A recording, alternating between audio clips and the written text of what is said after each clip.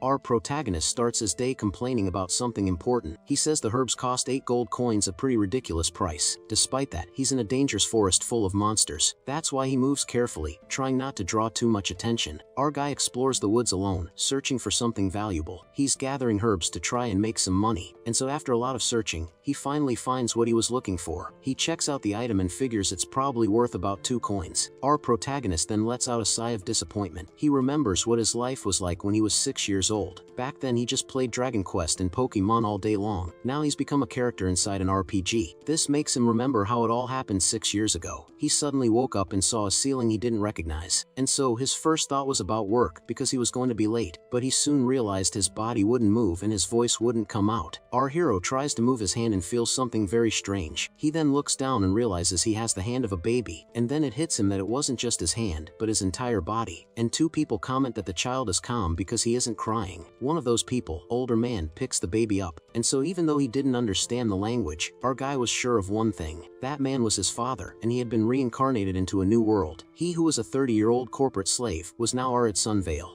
Back in the present in the forest, our hero lets out a tired sigh. He complains that being a noble isn't all it's cracked up to be for a 6-year-old. Besides, he got his hopes up for nothing. His family is just a poor branch of the nobility, so poor that even his father, Vale, needs a side hustle. Has to glue eyes on dolls to make some extra cash. That's why Arid reflects that getting isekai'd into a new world is no walk in the park. But after living there for 6 years, he finally understood why. He always wondered why isekai heroes never tried to go back, and the answer was simple: a child's body in an unknown language. Even though he'd played a ton of games, he missed his mom's cooking. It took him years to become a normal person, but now everything is a breeze. After all, there's no company forcing him to show up early or work overtime, so he can finish his work while the sun is still up. Our guy stretches and enjoys this super relaxing life, but suddenly, he hears the sound of an explosion nearby. Arid sees 2 people fighting a giant bear. One of them smashes the ground with a hammer to distract the beast. Meanwhile, the other one gets ready to use some kind of skill. The bear fights back, sending the warrior flying with a single swipe, but the mage seizes the opportunity and launches a fireball. The spell hits its mark, causing a massive explosion. From his hiding spot, Arid is impressed, having never seen magic up close. After the smoke clears, the creature is toast, lying on the ground. The 2 adventurers celebrate, and one praises the other's magic. They say they got lucky and now they'll have to wait until next year. And son, the pair puts the beast on a cart to take it to the guild. Our protagonist watches everything from a distance, still a bit in shock. He then remembers that in this world, not everyone can use magic. Only those chosen by the divine oracle can perform such a feat. This oracle is an annual ritual, and if you're lucky, you might gain magic. It's like a super rare gacha pull, and he's already failed 6 times. Our guy wonders what happened and looks back at the battle site. Suddenly, a small light appears where the bear was defeated, and this little light starts floating in our protagonist's direction. He then reaches out his hand and manages to catch the small sphere of energy. Arid is surprised as he now holds the light in his hands, and so light then shoots up into the sky and vanishes right in front of him. Our guy is confused because the sphere disappeared right after he touched it. He thinks it was beautiful, and night finally falls on the town. Arid then walks through the dark streets until he reaches his house. When he gets there, his mother greets him and welcomes him home. She asks if he's okay, and our hero shows her the 4 coins he earned. His mother is surprised by how much her son managed to make today. Just then, his older brother comes home, a little drunk. Their mother asks Robin if he's been drinking, and he says yes. Robin explains that he met up with a guy named Kevin. He adds that networking is very important for him. Meanwhile, Arid just watches the scene quietly from his mother's side, and so his brother then says he's already eaten, so he doesn't need dinner. After that, Robin heads to his room, looking pretty tired. Our protagonist lets out a sigh at his brother's attitude, but his mother scolds him, saying that Robin is the family heir. Arid hugs her and says he understands the situation they're in. For the nobility, continuing the family line is extremely important, and since they're poor, all the support goes to the eldest son. He then thinks that this is the natural order of things and he won't fight it, but he doesn't want to just stand by and do nothing, because in this world, effort is rewarded, and he's going to strike out on his own. And so, he continued his routine of going back and forth from the forest to his home, selling the herbs he collected to save up money, little by little. Occasionally, deep in the woods, our guy would see something. He would watch guild hunters use magic on their hunts, and in the places where the mages fought, that glow would appear again. Our hero calls the mana traces, and is intrigued. He then starts to wonder about that light, which shines without a source, and every time he tries to touch this mysterious glow it disappears. Time keeps passing, and our protagonist sticks to his routine, until a few months later, he's blown away by something. It's his first time at the main family estate, and he can't contain his excitement, and his mother scolds him, saying saying he might embarrass his brother. Upon arriving, our hero is amazed by the size of the place. On top of that, a large table filled with food was waiting for them. He then takes the opportunity to stuff his face with all that food. The meat was perfect, and he's never eaten anything so delicious. And his mother then cleans his face and scolds him for his lack of manners. But suddenly, his father, Lion, appears and calls for the two of them to come with him. Lion takes his sons to bow before an important figure. It was the family patriarch, a man who commanded a great deal of respect. Our guy immediately realizes that he's the head honcho of the entire family. Lion then gives his thanks for the invitation and introduces his eldest son, Robin. The father nudges the boy, who gets all nervous in front of the patriarch. Robin awkwardly introduces himself, and Eric finds it pretty weird. The old man tells him to work hard so as not to bring shame to the family. His father and brother are relieved, and Eric notices he wasn't even introduced. They celebrate the compliment, and our hero doesn't understand all the excitement. Eric just stands off to the side, watching their over-the-top reaction. He then turns his attention back to the patriarch sitting on his throne. The old man strokes his beard while observing the gathered family. Our guy understands Robin's nervousness. The patriarch is intimidating. Outside, magical fireworks explode in the night sky. The crowd gathered in the garden is amazed by the spectacle. Even our protagonist is impressed by the beauty of the magic. Soon after, everyone gathers in the central garden for the main event, and the family's elite mages will be putting on an exhibition battle. The crowd gets hyped because even the famous Master Ilum is present. A magical staff glows and the grand battle is about to begin. The battle kicks off, and a pink-haired maid shows off her incredible skill, and she then launches a powerful fireball into the middle of the battlefield. In response, another mage in a witch's hat prepares to fight back. She conjures a giant wave of water to extinguish her opponent's fire. Meanwhile, a mage calmly floats around on a pot using magic. Another competitor joins the fray with powerful and beautiful ice magic. One mage summons a tornado, showcasing his mastery over the wind. And to top it all off, a final mage uses the power of great thunder. The crowd is mesmerized by the show of lights and magical powers. But Robin notices that Arid isn't watching and asks what he's staring at. Our guy points to the mana traces floating across the field. The older brother is confused and doesn't understand what Arad is talking about. Our protagonist insists and points to the shiny thing right in front of him. Robin gets annoyed and says there's absolutely nothing shining there. In that moment, Arid finally realizes his brother can't see the light. Robin calls him a weirdo and tells him not to embarrass him at the party. The boy is left alone, watching the floating mana trace. Just to be sure, he calls over a maid who was passing nearby. Arad then points to the glow and asks if she can see it. The woman apologizes and says she doesn't see anything, leaving our Arid deep in thought. Our hero becomes pensive as no one else seems to see what he sees. He looks at the mana traces scattered across the battlefield, and even with so many of them, no one cares or even glances their way. In that moment, an idea pops into his head. What if he's the only one who can see them? Suddenly, the patriarch calls everyone's attention to a little girl. Some people wonder who she is and find out she's from the Lewis family. The crowd is surprised and wonders what such an important noble is doing there. The patriarch then asks the girl, named Arya, to show everyone. The elite mages watch with anticipation to see what the young girl will do. The patriarch and Lord Barton look very proud of the girl. Our protagonist watches the scene with great attention and curiosity. Arya concentrates and prepares to unleash her full magical power. She then launches a powerful fireball that soars into the heavens. After showing off her talent, the girl gives a curtsy to the audience. Our guy is blown away by what he just witnessed. Everyone in the audience gives a standing ovation for the young mage's incredible talent. Arad is amazed. He never imagined something like this existed. People with miraculous luck, able to use magic from a young age. In such a vast world, there are people who are truly blessed with a gift. And while everyone applauds, Ard keeps staring at the mana trace. Our guy then decides to touch one of the floating mana traces. He holds the sphere of light and feels something very strange happen.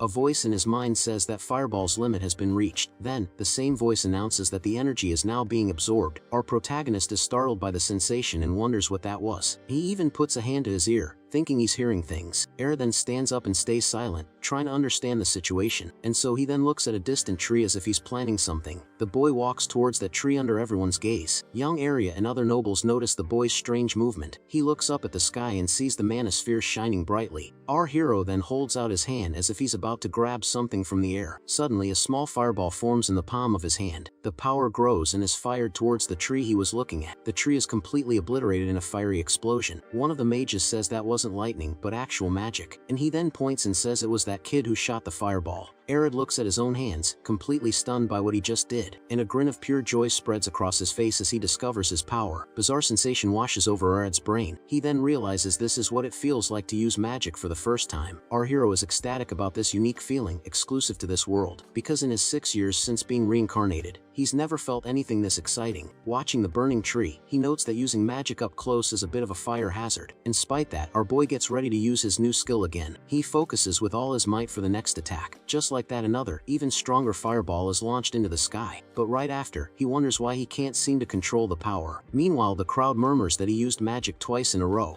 Our protagonist then starts to feel really dizzy all of a sudden, and it's at this moment he understands it's all because of his mana. After all, using up all your magical energy causes symptoms similar to anemia. This reminds him of when he used to play RPGs and level up his mage characters. People comment that Erd must have a ton of mana for his age. Others say it's to be expected since he inherited the family's noble blood. Even Master Ilum, who was standing right there, is impressed with the kid. However, another mage chimes in that bloodline has nothing to do with it. She says the kid is incredible because a normal person would have passed out for 3 days straight, and so the crowd doesn't really care about the technicalities, though, and just cheers for the amazing feat. Our protagonist is thrilled. He's never been praised this much in his entire life. Suddenly a voice asks if he can also use magic. It was the young Arya, the super talented girl who had her test earlier. She introduces herself as Arya Grace Lewis and then asks for his name. Our hero says his name is Ard, and she's happy to meet him. The girl then holds out her hand, inviting him to be friends, and they shake on it, and he thinks this is the first time he's ever held a girl's hand. Right after, her hair suddenly whips across our boy's face. With a serious look, Arya then declares that she'll never lose to him. Arad is left completely confused while the girl just flashes him a smile. Seeing the scene, the patriarch declares that the boy is a true member of the family. The old man approaches, and our protagonist gets a little nervous. The patriarch then asks why he never mentioned he could use magic. Arad replies that he didn't know he could, and besides, nobody asked. The old man falls silent, processing the kid's surprisingly cheeky response. Our hero instantly regrets not having learned more about proper etiquette, but the patriarch just finds the whole situation amusing and interesting, and he even compliments Arid for not looking away while speaking to him. The old man then calls for someone named Vale, who immediately kneels. The patriarch, however, doesn't see him and asks where he is, making things awkward for Arad. The patriarch tells Vale he has a fine son and that the boy is something special. Our hero just thinks to himself, well, yeah, that's because I'm 30 years old on the inside. The old man then says he'll be in touch and leaves with his entourage. Meanwhile, young Arya says goodbye to Arid, telling him she'll see him again. She gives a curtsy, and our protagonist just stands there, taking in the scene. Amidst all this, the crowd buzzes about how the kid caught the patriarch's eye. A moment later, his father, Lion, pulls him into a big hug, congratulating him on his achievement. Arad is a bit bewildered by the over-the-top reaction, but he realizes that he's now become a true noble in his family's eyes. However, in the middle of the crowd, his brother Robin watches him with a dark glare. The guy looks like he's absolutely seething with anger and envy over Arad's success. A few days go by and the sun rises once again over the forest. Our boy gets back to his routine and finds a mushroom along the path. He continues his daily hunt through the woods, searching for anything useful, and it doesn't take long for him to spot a rabbit in the bushes. Arid can tell the animal is underestimating him because he's just a kid. Plus, the rabbit doesn't seem to be used to having humans around. Our hero then preps a small fireball to attack the creature. He aims very carefully and launches his magic toward the rabbit. The attack is a direct hit, and the boy celebrates his successful hunt. Our hero gets closer to confirm that the critter is a goner. He's absolutely beaming, proud of his very first successful hunt, cause now with magic, he can actually hunt and not just gather herbs. But suddenly, a trace of mana appears on the animal's body. Our boy touches the light and notices that it didn't disappear this time. He then wonders why it stuck around instead of vanishing like before. With the rabbit in his bag, he decides to look for another mana trace. And so, our hero scores the forest in search of more magic. He climbs a tree to get a better view of the surrounding area. It doesn't take long for him to spot another one of those glowing lights. He notices the area hasn't been burned or anything like that. He figures it must be wind magic and approaches it cautiously. The energy gets absorbed right into our protagonist's hand.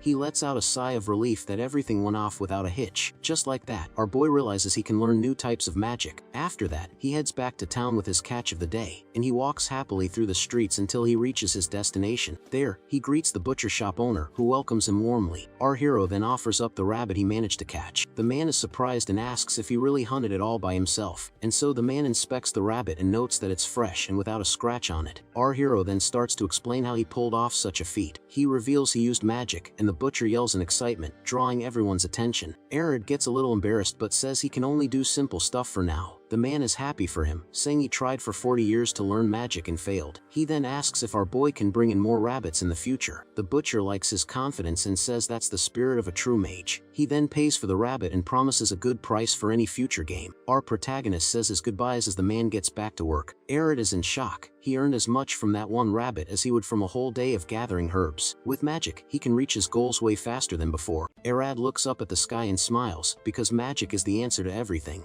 He clutches the pouch of coins he earned from today's hunt. Our hero thinks that the more magic he uses, the easier his life will be. That's why he decides his first step is to find more mana fragments. In a city this big, he's sure he'll find plenty of them. So, our boy enters the city and starts exploring the area. He looks all around, searching for any magical glimmer. But after walking for a long time, he's shocked to find not a single fragment. And so, sitting on a bridge, he wonders why there's nothing around here. And suddenly, he hears someone shouting for help and gets confused. A man is harassing a florist, but she says she's already turned him down before. The guy won't take no for an answer and grabs her arm, squeezing tightly.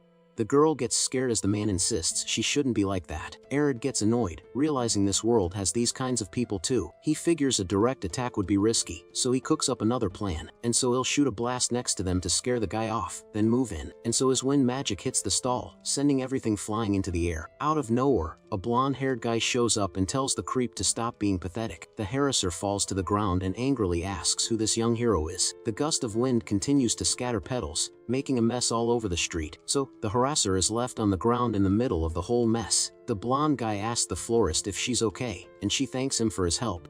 He then flirts with the girl, and she gets all flustered by the compliment. But on the ground, our hero spots a single, shining mana fragment. Arya is confused because he used magic twice, but only one glimmer appeared. He then starts to wonder how mana fragments actually appear, and he quickly realizes that in a peaceful city, no one needs to use magic. That's why our boy needs to go somewhere where magic is constantly used. Suddenly an idea pops into our protagonist's head. And so he remembers his mother warning him never to go into the deep forest, and cause that place is full of scary and very dangerous monsters. The memory of his mother's warning echoes in his mind, but he has a plan. And so, he thinks the chances of finding fragments there are way higher than in the city. And since he can use magic now, he decides he's going to try his luck, and Arya then walks with determination toward the entrance of the forest. But on the way, he sees a funeral taking place in a cemetery. He overhears an old woman lamenting that she couldn't use healing magic, and so another says that resurrection magic would be nice, but it's a privilege of the gods. Our boy listens to the conversation and understands the situation in this world, and so, he then concludes that bringing back the dead is something that simply doesn't exist. Our boy remembers thinking a lot when he was a baby. After all, as a child, he had plenty of free time to reflect, and one of his most recurring thoughts was about life magic, specifically, whether resurrection existed in a world of swords and sorcery. But now he's a resident of this world and has just gotten some valuable intel. So, our hero is happy to have figured this out at just the right time, and so now understands that he needs to be careful, because you only get one life. Arriving at the deep forest, our protagonist notices the air feels different, and the sun can barely break through the trees, creating a very gloomy atmosphere. Arya admits that without magic, he would never have the guts to enter this place. Suddenly, he hears the sound of footsteps and goes on high alert. The sound gets closer and closer, and our boy readies his magic. He reminds himself once more that what doesn't exist, simply doesn't exist. Arya then hides in a bush to see what's going on, and as he peeks out, he's completely shocked by what his eyes see. A gigantic pack of red-eyed wolves is racing through the woods. Our hero covers his mouth, stunned by the sheer number of monsters. But out of nowhere, a giant white creature attacks the wolves without mercy. The attack kicks up a cloud of dust and leaves all over the place. Our boy is startled by the explosion and is almost knocked backward. Suddenly, Arya remembers his mother from his past life, crying, and he sees her calling his name while weeping in despair over his loss. And so this memory hits him hard, right in the middle of the dangerous forest. Our hero then feels bad for reincarnating without a proper goodbye. And despite this, he decides to focus because he needs to be extremely careful in the forest. And suddenly, a huge noise startles him and knocks him flat on the ground. He just sits there, trying to figure out what just happened. Our hero then realizes it's two giant monsters fighting.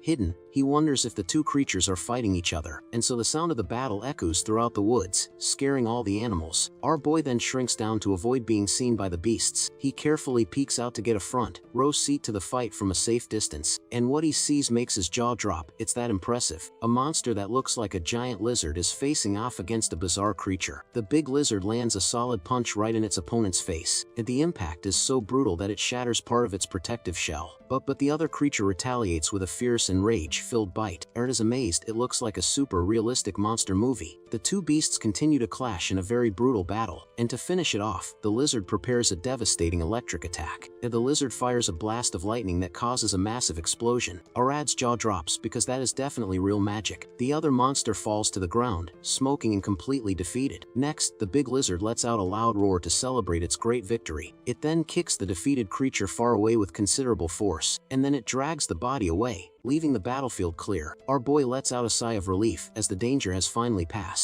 He then surveys the scene of the fight as the sun begins to set. Suddenly, a glimmer appears, and our hero reaches out his hand to grab it.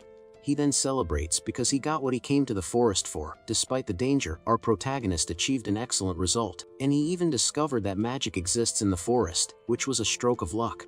He then notices it's already getting dark and decides it's time to leave. Our boy thinks he shouldn't overdo it for a single day. The forest becomes even creepier as night falls, and so he then hurries to get back home as quickly as possible. But on the way back, he spots a light shining in the darkness. As he gets closer, he realizes it's more mana fragments floating around. One of the spheres of light glows intensely right in front of him. Arad is shocked and wonders if he's seeing things or if it's real. Our boy then approaches carefully, looking all around, and so as he gets closer, he sees that it really was a shining mana fragment. But suddenly, the sphere of light starts to disappear right in front of him, so he runs and reaches out his hand to try and catch the mysterious glow.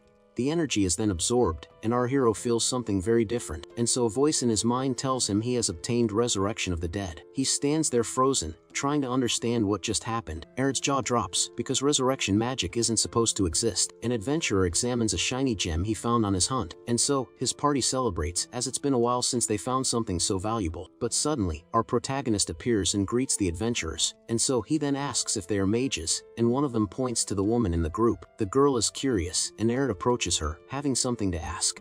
Our hero wants to know if they happen to know about ancient magic. The mage is very confused by the question, as she's never heard of it. No one there has any idea what it is, and they ask why he wants to know. Arad makes up an excuse, saying someone complimented him for using this magic, and so, the group laughs and says that's just talk, because they've never heard of it. Our boy apologizes for the question, and the mage says it's alright. They then advise him to head back soon, as the area is dangerous. The woman even offers to escort him, but Arad politely declines. He then says his goodbyes and thinks that they're just like everyone else. Our protagonist remembers having asked several other adventurers, but apparently, no one knows anything about the so-called magic he discovered, and so this leaves him super frustrated, as he really wishes he could just search the internet. And Arad deeply misses the web for solving his problems quickly. Meanwhile, life in the city continues at its usual pace. He concludes that in this world, information is expensive and hard to come by, so on the ground, he writes about the ancient magic, resurrection of the dead, but he quickly erases it, concluding that this magic really doesn't exist. And suddenly, his brother Robin shows up and asks what he's doing there. Our hero has a bored expression on his face. His brother's been drinking again. Robin is a bit drunk and doesn't understand our boy's reaction. He then asks about the ancient magic and calls Arad weird, and the older brother tells him to stop with these useless fantasies, and even tells the boy to try harder to be like him. Robin brags about being friends with the famous Kevin, but Arad doesn't care. As he's showing off, a mysterious voice greets our protagonist, and to his surprise, it was Arya, and he's shocked to see her there. The girl says she has something she needs to show our hero, and she then faces him with a determined look, one that says she won't lose. Robin comes over and puts a hand on his younger brother's shoulder. He gets all flustered and asks who this beautiful little lady is. The older brother blushes and tries to act like some smooth talker. Arad then reminds him of Count Lewis, whom they met at the party. Robin says he remembers the Count, as he ran into him just a little while ago, but he can't connect the dots and just stands there in confused silence. And so our hero gets frustrated that his brother remembered the grandfather, but not the granddaughter. Our hero feels sorry for his brother, as the situation has gotten really awkward, and meanwhile, the young Arya doesn't seem the least bit interested in the guy. Arad thinks that at least she wasn't offended by Robin's attitude. Suddenly a luxurious carriage arrives, making a lot of noise. The vehicle is pulled by 2 white horses and looks very expensive. A butler comes running out in a panic and scolds the young lady for going out alone. The girl says it's fine because she's a mage, but he doesn't agree. The man insists that if anything happens, he won't be able to face his master. Arya complains that her butler, Craig, is always overreacting. Robin finally notices the crest and realizes it belongs to Count Lewis. Arad thinks that his brother only just now figured it out, but it's too late. Robin awkwardly introduces himself, but the girl doesn't seem to care. She just says it's a pleasure to meet him and calls him Arad's brother. Our boy is surprised when she suddenly ends the conversation, and so Arya reminds him that she had something to show him and beckons him to come with her. The girl points to the sky and says she came here just to show him this. She then concentrates her mana and creates fire energy in her hands. The magic grows and transforms into a super powerful fireball. Arya fires the attack, which burns her butler's hat in the process, and she then turns to Arid and asks what he thought of her power. Arya says our boy missed the most important part of her magic. She explains that power isn't just about using it, but also having total control over it. And so, according to the girl, the most important thing is knowing how to control all of your mana. Our hero thinks it requires more concentration but doesn't see a huge difference. But suddenly, it clicks, and his eyes light up with a new idea. And so Arad understands that the girl must have trained a lot to reach this level. And so, the butler then hands her a handkerchief to wipe the sweat from her face. Our protagonist thanks her for showing him her great skill.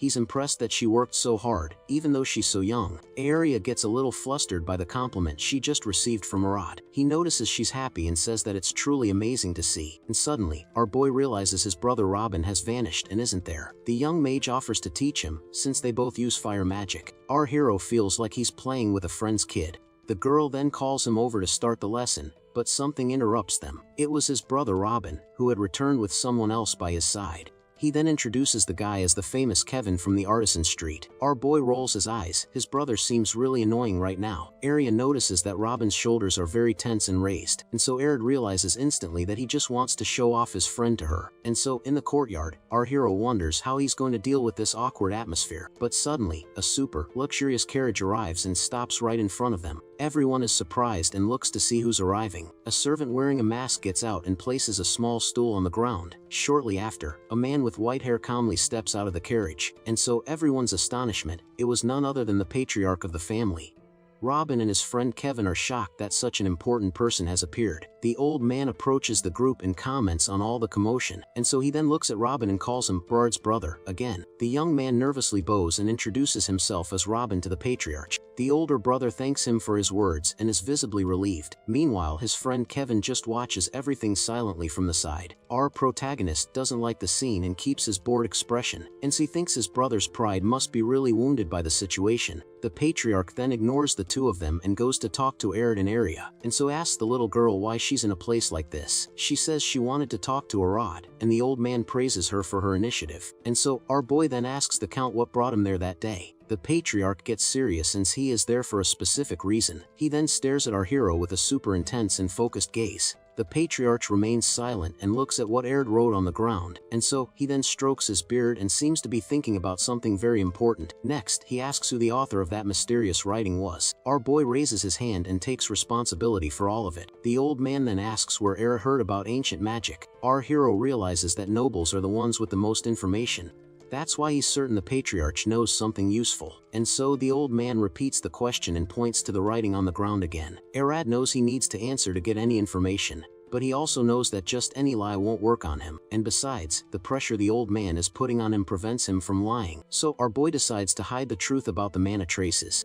He then says he heard a voice when he learned to use his magic. So the patriarch thinks he's talking about the voice of the gods from the oracle ritual. Our hero continues the story, saying it was this voice that told him. The old man is silent for a moment, processing the information. After thinking, he simply says he understands Arad's situation. The patriarch then turns and starts to walk away. Our boy is shocked and asks if he's already leaving.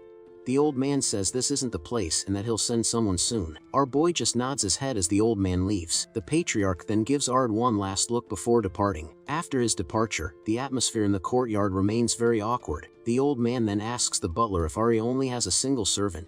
The girl defends Craig, saying it was her fault for being stubborn. The patriarch then decides to give the young mage a small scolding. He reminds her that their family is very noble and has a reputation. That's why it's dangerous for her to walk around without a guard escort. Arya then apologizes, and the old man says her grandfather would be worried. Meanwhile, our boy notices a suspicious figure in an alley. He remembers seeing that man at the party, working as a bodyguard. One of the patriarch's horses neighs while waiting for its master. The shadow of a fearsome creature appears for a brief moment. Shortly after, the old man's carriage leaves, and the area goes quiet. A door closes, and the street falls into a very uncomfortable silence. Craig continues to scold the young Arya, who keeps her head down. Our protagonist just watches the scene silently from a distance. The girl looks very sad and disheartened after being told off, and so Arya then approaches and reminds her that she was going to teach him how to use magic. Arya perks up instantly, thrilled at the chance to teach our hero. Arya is silent for a moment, looking at her own hand. Our boy then wonders if he managed to cheer the girl up a bit, and she turns around with a smile and asks if he really wants to learn. And Arad is happy to see that she's brightened up and seems quite pleased. This reminds him of his past life and his little daughter. So remembers when she tried to teach him how to tie a ribbon. The little girl tried very hard and managed to make a perfect bow. He then praised his daughter and hugged her, so proud of her. That scene makes him wonder if his friend felt the same way. Back in the present, Arya begins to explain mana control. She compares mana to water in a glass that can spill. So, he must think of the water as mana and control how much he releases. Our hero understands the concept while the butler watches them from a distance. And so Arya thinks this is similar to the training he'd see in the manga he read. The girl then demonstrates by creating a fireball in her hand, and she launches a small, controlled attack that only kicks up a little dirt. After that, she lets out a sigh, looking a bit tired. Arya asks if she's okay, but Arya says it was nothing. She then says that now it's our protagonist's turn to try the spell. Our boy decides not to make it look easy, so as not to disappoint the mage. Our boy concentrates and creates a small flame in his hand. He tries to control the mana to make the attack weaker and more clumsy, but the fireball becomes so small that it ends up exploding instantly. The two of them jump and shout, startled by the explosion. Arya is confused and wonders why his magic suddenly exploded. Arya comforts him, saying not to worry because no one gets it on the first try. Our hero then realizes that controlling magic makes him tired more quickly. He notices that the smaller the fireball, the more mana and stamina it consumes. Our protagonist then decides he'll test this hypothesis later, and suddenly, the butler Craig screams desperately for the young lady to run. The man is then thrown into the air by a mysterious attack. Arya screams her servant's name as she sees him fall to the ground, injured. The girl is frantic, seeing the scene and not understanding what happened. And three suspicious figures appear, and one of them says the boy matches the description. Arya then launches a fireball to protect our protagonist, but she suddenly realizes her attack didn't come out as expected. The girl panics as her magic simply doesn't work. One of the enemies then begins to cast an ice spell. Our boy goes on alert, realizing they are also mages. The mysterious mage prepares to launch his freezing attack. Our hero pushes Arya away, shielding her from the imminent danger. One of the enemies orders the others not to let the pair escape under any circumstances. Arya then turns with a very serious and determined look, ready to fight. The mysterious mages conjure a shower of ice shards from the sky. So our boy scoops up the mage and runs to escape the attack, and so he narrowly dodges the shards that embed themselves in the ground everywhere. The field is flat with nowhere to hide, but Arya has an idea. He then runs with the girl towards a small thicket nearby. One of the mages laughs, but the other warns him not to overdo it with the power. The ice attack continues to rain down and scores a direct hit on their hiding spot. A large cloud of dust and ice rises from the explosion. The villains celebrate, thinking that was enough to stop them. But suddenly, the ground begins to shake, and something strange happens. A gigantic pillar of ice erupts from the ground, surprising everyone. The enemies are shocked and wonder what that pillar is. After the dust settles, the smoke dissipates, revealing a silhouette. Arya looks at the scene, amazed, not understanding what happened. Our protagonist is on his feet, facing the enemies with a serious look. An aura of fire begins to envelop his body, making him stronger. Arad then prepares to fight back and show his true power. Our protagonist's eyes glow with an intense green light, and the ground is covered in ice shards left over from the enemy's attack. Our boy steps carefully to avoid getting hurt on the crystals, and surrounding forest is completely destroyed from the recent battle. Suddenly, Arya screams her butler's name and runs toward him. She and our hero climb a small hill to find the man, so Craig is lying on the ground and seems badly injured after the attack. The girl gets frantic and tries to wake up her servant, who isn't moving. After a moment, he finally wakes up, and the girl is relieved. He then gets up and says she needs to get away from those men. Arya calms him down and says it's okay, the danger is past. The butler is confused and doesn't understand what she means by that. Arad then scolds him, telling him to get Arya out of there as fast as possible. Our protagonist warns that the enemies could come back at any moment, and so Craig and Arya get scared and decide they need to leave right away. The butler agrees and calls for the young lady so they can go. The pair then heads back to the city, leaving our boy alone. Craig smiles and waves to our hero as their carriage departs. Arad watches the vehicle go, feeling a bit confused. Suddenly, the carriage door opens and Arya jumps out of it. The girl runs back to our hero, who is waiting for her on the road. He's surprised and calls her name, not understanding the situation. Our protagonist then asks what she wants and waits for her answer. Arya gets all flustered and thanks him for saving her earlier. Arad is shocked. He didn't expect her to come back just for that. He finds her gesture very polite and different from his brother, and suddenly, the girl starts to tremble and seems very nervous. And so, even the butler Craig and the horse notice something is wrong with her. Our hero asks what's wrong, but she stammers and can't speak. Arya's eyes well up with tears as she tries to say something important. Arya then looks at his clothes and thinks she called him dirty, but the girl shouts that's not at all, and he's confused again. Our boy then has a lightbulb moment and understands what she wants to say. He smiles and asks if she found him cooler than she expected. Arya turns bright red and yells at him, embarrassed by the question. The girl denies it with all her might, but our hero doesn't believe her. He then insists and asks what she really wanted to say.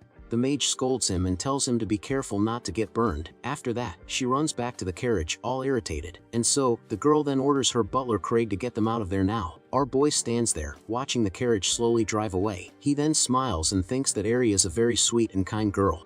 Arya thinks being with her makes him feel like a father again. Our protagonist then starts walking alone again through the city streets, and he continues on his way, moving further and further from the city center. Our hero goes to a cliff to observe the surroundings from there. He sits down and thinks that the enemies probably won't be back anytime soon. Arya gets worried and wonders if monsters got them on the way. But he quickly dismisses the idea, as they wouldn't be able to escape a beast. After relaxing a bit, he looks at the horizon and lets out a sigh, and so he then sits down and looks at his hands, deep in thought about something. Our boy checks to make sure no one is around so he won't be seen.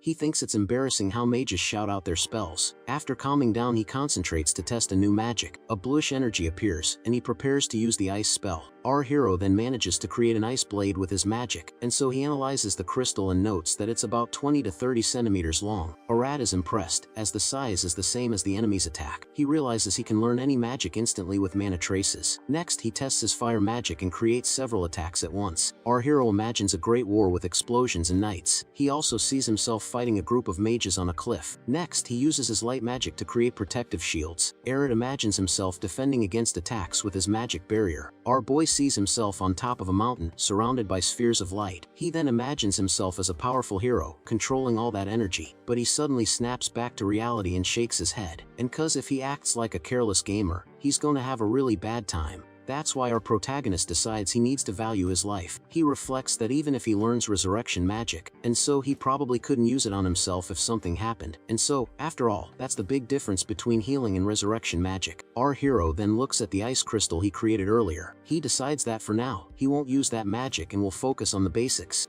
Our boy is going to test the ice magic he learned in the fight, and he concentrates, trying to change the shape of the ice with his mind. Arya then tries to create something thinner, longer, and much more durable, and after a lot of effort, he manages to create an ice sword. Our hero realizes that with practice, he can do this much faster. He then holds the sword and is surprised by how cold it is. Suddenly an idea pops into our protagonist's head. He then wonders what that sensation he felt earlier was. Our hero sticks the sword in the ground and prepares to try again. He tries to remember what he felt and concentrates to use the magic, and so ice begins to form but ends up breaking in the middle of the process. So Arya then finally understands what he was doing wrong. He realizes the problem was the time it took to create it. After all, adjusting mana takes time, just like it did with Arya. Our hero understands that the secret to everything is the casting time. If his theory is correct, he can do something truly incredible. Arad then creates a large ice pillar in front of him. He concentrates and focuses all his attention on his new creation. Our boy then forcefully casts the ice blade spell. He stays silent for a moment, waiting to see the result. Suddenly, a voice calls him, and he turns to see who it is. And so is a hunter who beckons him over, having something to say. In the air, a star-shaped as crystal shines brightly, and so the hunter and his friend are shocked by the boy's magic. The crystal then shatters into several pieces and falls to the ground. Our hero is happy because his theory worked perfectly. The hunters are impressed with our protagonist's magic, and so Arad panics because he doesn't know how to explain what happened, and they say it's incredible that he knows how to use delayed casting. The star-shaped ice crystal continues to glow on the ground.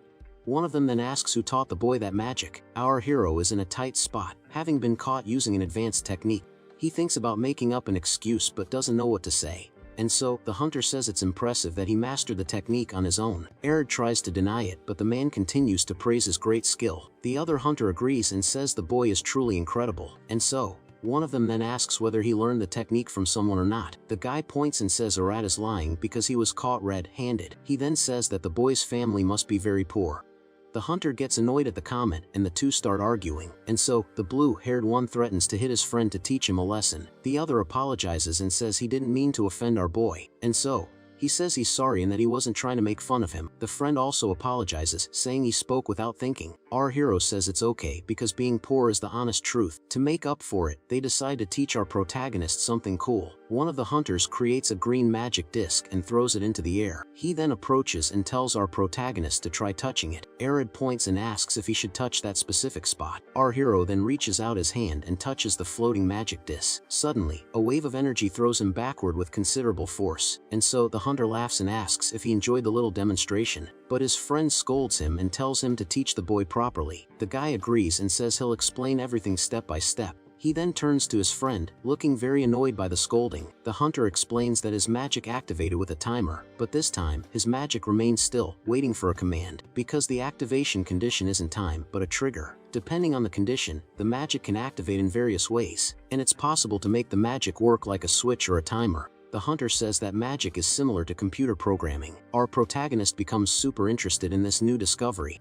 He then begins to learn the new technique from the hunter. Our boy and the hunter train together, creating several ice spikes, and so Arya thinks that the count's escort is on a whole different level. The trio then continues to train until the sun sets on the horizon. One of the hunters praises our protagonist's incredible focus. Arya apologizes for taking so long, but the hunter praises him. The guy then asks if our hero is tired from using so much mana. He mentions that the boy was attacked by 3 people earlier, and the hunter then asks if Arya knows anything about the enemies. Our hero says he doesn't know anything, and the ice crystal melts. The pair of hunters look at each other, seeming to have a silent conversation, and so, the guy explains that he is guarding the young lady on the count's orders. Our protagonist then understands why they stayed behind. The hunter asks if he can remember any details at all. Arya shakes his head, as he can't remember anything. The guy says it's alright and that it's time for them to go. He says goodbye and messes up our hero's hair before leaving. His friend scolds him, saying that Arya is also an important noble.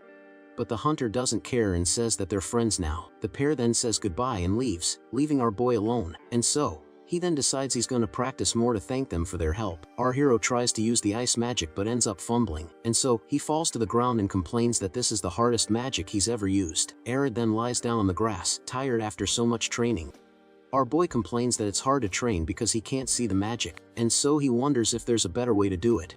He looks up at the sky and thinks the forest should be safe now. Arya then decides that the best practice is real experience and goes to train. And so, the next morning, our hero returns to the forest again, and suddenly, a rabbit is caught squarely in one of his ice traps. Our protagonist celebrates because his first hunt was a success. He thinks that if he uses traps, he can train and hunt at the same time. So Arya begins to set up another trap near a tree. He then wonders how his other hunting spots did today. But upon checking, he sees that the trap on a cliff caught nothing. Our boy then thinks the location was bad and decides to move it. He continues his hunt through the forest, carrying the rabbit he caught. Our hero then stumps firmly on the ground, preparing a new spot. He sets up another of his ice traps with great care. Arya notes that the magic lasts for a day, which will make his hunting easier, and so on with this new technique, he manages to catch several other rabbits. Our protagonist hums happily, having secured the day's prize, and he then walks back to the city with all his catch. So arriving there, Arya goes straight to the market to sell what he got. The butcher gives a thumbs up and praises the boy's work. For that, our hero receives a bag full of coins for his hunt, and so, he's shocked by the amount of money and wonders if he'll get rich from this. And suddenly, Arya remembers his mother and gets a little thoughtful, and so our boy decides to buy a present for her with the money. He goes to a florist and buys a beautiful bouquet of pink flowers. After that, our protagonist walks back home, feeling very happy. He passes through an alley and continues on his way home, and so Arya walks through the narrow streets as he gets closer to his house. Arriving there, he notices that no one is home yet. Our boy remembers creating a magical sensor for the door, and so, it was a system that would light a candle when someone entered the house. He then approaches with the bouquet in hand to see if it worked. Our hero says he's home but notices something very strange about the door. He's confused because his magical sensor doesn't seem to have worked. Arya then realizes that the switch for the trap is also gone. His face shows shock as he doesn't understand what happened. Furthermore, the candle he left in the pot is still the same, and so, our boy is sure he set everything up before leaving in the morning. That's why he wonders if his magic was dispelled by someone. Our hero remembers that in games, there are dispelling magics. Suddenly, he remembers the bandits and understands what happened. Our boy is shocked by the revelation and starts to panic, and so he then realizes he was the target and drops the flowers on the ground. The next day, the flowers are in a vase, decorating the window. His brother Robin wakes up yawning, and his mother calls him to the table. And so, the young man then complains about the rye bread and asks for regular bread. On the table, only a few slices of dark bread are served, and so his mother apologizes and says this is all they have for today. Robin grumbles that the bread is bad and eats it with a look of disgust. Arid thinks that his brother grew up with a noble and selfish pride. Suddenly, someone knocks on the door, interrupting their breakfast. Our boy wonders who it could be so early in the morning. The whole family is surprised, and the mother asks who's knocking. After what happened yesterday, our hero is on high alert and prepares himself. A man enters and apologizes for interrupting their meal, and so, he then introduces himself and says he's looking for the residents of the Vale family. Arad's mother asks who he is, and Robin looks at him, very confused. The butler apologizes for the late introduction and presents himself. He then reveals that he serves under the command of the powerful Lord Barton. The entire family is shocked to see the butler standing at the door. Robin gets all excited, thinking the visit from the main family is for him, but his father, Lion, holds him back, and our hero notices his brother's pride. And they all just stand there awkwardly, not quite sure what to do, and so the butler just stands there, patiently waiting for the family. Father Lion then introduces himself and asks what brings him there. The man explains that he has come on Count Barton's orders to fetch Lord Arad. The news leaves Robin and his mother completely shocked and speechless. Lion then processes the information with a very serious and focused look. Even our protagonist is surprised, as he wasn't expecting this visit. Suddenly, Robin gets angry and grabs his father, not believing what he heard. The young man grumbles and seems very irritated with the whole situation. Lion then holds back his older son to keep him from doing anything stupid. He then turns to Arad and asks if he heard what the man said. Our boy confirms that he did and says that it's okay with him, and so his father tells him to go ahead and not cause any trouble. And suddenly, they hear a loud noise coming from inside the house. It was Robin throwing a fit while his parents try to restrain him. Arad leaves with the butler, who apologizes for the long walk there. He then explains that their carriage couldn't enter the village. Our boy says it's fine and feels a bit awkward with the attention. The butler then invites him to get into the luxurious carriage. Two masked guards open the door for our protagonist. The vehicle is enormous and pulled by two imposing white horses, and so Arad thanks them for the kindness and climbs the steps to enter the vehicle. As he steps in, he notices the red carpet is super plush and soft, and so he starts to take off his shoes but is stopped by the butler. The man informs him that he can keep his shoes on, and Arad apologizes. The carriage then departs, traveling along a road flanked by trees. Our protagonist observes the scenery through the window with curiosity, and so, the butler comments on the anger of Arad's brother back at their house, and so then asks why the boy seems so concerned about it. Our hero is surprised the butler is super observant, so he then explains that he was afraid his brother might provoke the guards. The man praises his perceptiveness and says that things would have gotten ugly. Arad then realizes there are definitely guards nearby. The butler then praises our boy for not being arrogant. Our protagonist gets anxious with so many compliments and keeps to himself. The man apologizes for his presumption and asks to offer a piece of advice. He then says that despite being young, Arad is still a true noble, and therefore, he expects Arad to treat them with the proper noble bearing. Our boy feels awkward and bows, apologizing for his attitude. He then says he understands and that he will behave like a noble. The butler smiles satisfied and nods in agreement with the response. Arad thinks it's difficult because, in his world, respecting elders is normal, and suddenly, he notices something strange and asks what's happening. Our hero asks if the road seems different than before. The butler then explains that they have just entered the tall road, and it's an exclusive route for carriages built by the count and merchants. Arad understands it's like a highway and is impressed by the idea. He thinks nobles are incredible for doing what the government usually does. The butler asks how he noticed the change, and Arad explains the reason. The man once again praises his excellent observation skills. Our boy goes back to looking out the window, thoughtful about something, and suddenly he sees a glimmer outside and is very surprised. Our protagonist asks the butler to stop the carriage for a moment. The man is confused and asks what happened for him to stop like that. But Arad has already jumped out of the vehicle and is running towards the mysterious glow. He runs along the dirt road toward a stone bridge. Upon arriving, he is shocked by the number of mana traces on the ground. He wonders if all those traces are from the same magic. As he touches one, he wonders what kind of magic it could be. A voice in his mind says the fragment has reached its limit. The butler then asks if there's something there, and our hero plays it cool. Arad is impressed by the beauty of the place, and the butler is confused, and so the man then looks at the same spot but can't see anything. The carriage continues its journey, and our boy is lost in thought. He looks at his hand and sees a shining star drawn on it. Our protagonist wonders why there were mana traces in that place, so the butler notices his gaze and asks if there's something wrong with him. The man says he looks like someone whose wishes just come true. Our hero denies it but thinks that's exactly what happened there, and so then celebrates because he got the invisibility skill he wanted so badly, because in this world, you only learn magic once a year, on your birthday. That's why it would be impossible for him to learn more than 7 spells. But now, our protagonist has found a way to solve that, and the invisibility magic is the key to achieving his grand plan. He thinks he can use the magic to alter the appearance of a spell. The carriage finally arrives at its destination, a large estate. Our hero gets out and comments that they arrived quickly, before sunset. A little Dalmatian puppy jumps on our protagonist to play, and suddenly, Arya remembers something and gets the butler's attention. He then asks the man to investigate the place where they stopped. Our hero explains that it's where he asked to stop the carriage, and so, he then says it's just a hunch, but he thinks there's something hidden there. The butler is shocked by the request and stares at the boy in surprise, and so Arya notices the reaction and is certain there's something important there. Suddenly, he enters the mansion and his jaw drops at the luxury. Our protagonist is amazed because everything is so shiny and fancy. He then hears a noise and turns to see what's happening. 3 maids arrive to serve tea and say, "Excuse us," and they offer a first flush tea harvested on the property itself. One of the girls keeps staring at our hero with great curiosity. The head maid scolds her, and the little girl immediately apologizes, and she then bows and begs for forgiveness for her behavior towards the guest. And so the head maid explains that everyone is eager to meet the famous Lord Arad, and she then apologizes and says she will ensure they are disciplined. But our protagonist panics and says there's no need for that. The butler smiles and praises our boy's noble attitude. He then says that, if anyone wants to see him, they can be called to the room. The maids are shocked by our hero's kindness.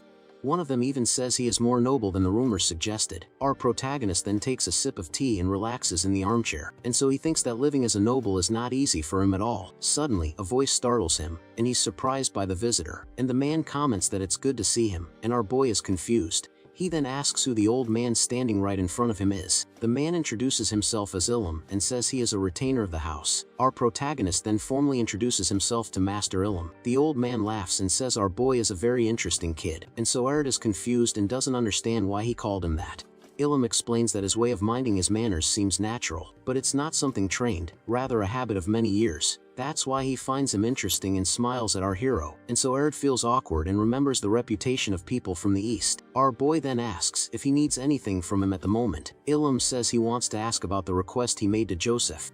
The old man then asks how he knew something was hidden there, and so, our protagonist remembers that he prepared the answer from the beginning. He then reveals that he can see the traces left by magic. Ilum is surprised and asks if he can really see the traces. Arad decides to tell the truth, as making something up would be dangerous, and so, the old man is impressed and says it's been a long time since he's seen someone like that. He then snaps his fingers and asks if our boy can see that. Our protagonist looks down, and his eyes glow at the sight. He points to his feet and asks if that's the mana trace on the floor. Ilum lifts his glasses and smiles, because the boy really can see it. Our hero then confirms with a nod, and the old man is surprised. Suddenly, Lord Barton appears and interrupts their conversation, and he then approaches, and our boy gives him a bow. The patriarch asks Ilum how our protagonist did on the test. The old man confirms that he can see the traces and even identified a mistake, and so Ilum then says his goodbyes and tells them to talk another time. Our boy gets super excited and agrees with a big smile. After the mage leaves, the patriarch looks at our protagonist. Lord Barton walks to the window and observes the landscape. He then comments on the area our hero asked him to investigate,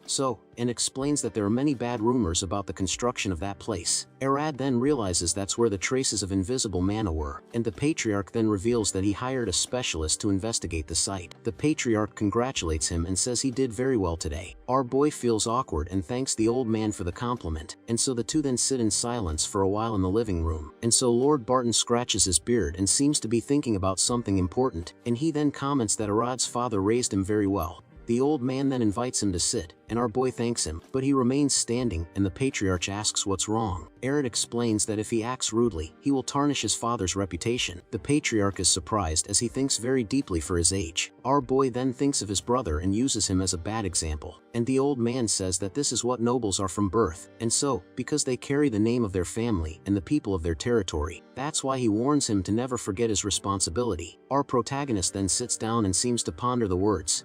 He then thanks him for the tea, and the patriarch decides to get to the point. The old man remembers his encounter with Arad in the city courtyard. He then asks if our boy knows his true name. Our hero is confused, as he thought his name was Barton. The patriarch explains that in the past, he was called by another name. Suddenly an idea pops into our protagonist's head.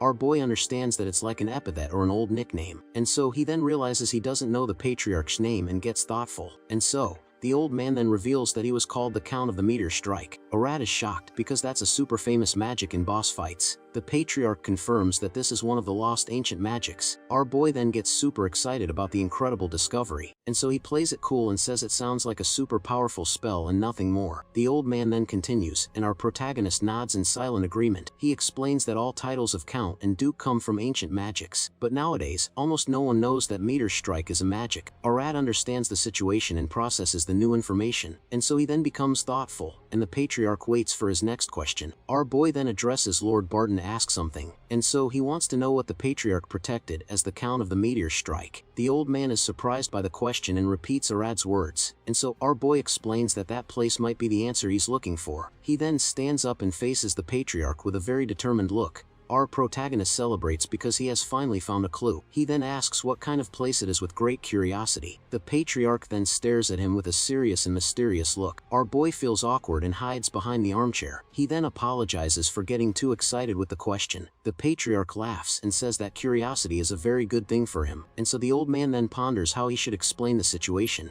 He then decides it would be easier to just show him the place, but the patriarch explains that the title was bestowed by the king.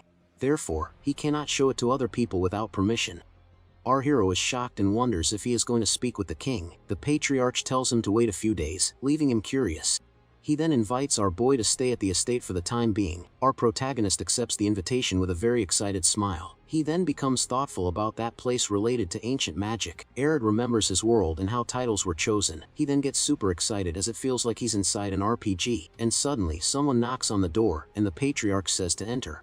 Our hero wonders who it could be this time and keeps to himself, and three maids enter and say they have come to attend to Lord Arad. Our boy feels awkward and notices that they are very young. One of them seems to be the same age as him, and he is surprised, and the three then bow and wait for the boy's orders. Our protagonist feels awkward because he doesn't know what to say, and so he then asks why they are just standing there doing nothing, and so, the maid explains that they are waiting for him to say something. Our hero then asks if his room is ready yet. He thinks he needs to rest a bit alone after everything, and Arad watches the maid's back and thinks about something important, and so isn't used to children working, even though it's common, and suddenly, the little girl trips and falls to the ground right in front of him, and so the other maid scolds her and helps her get up from the floor.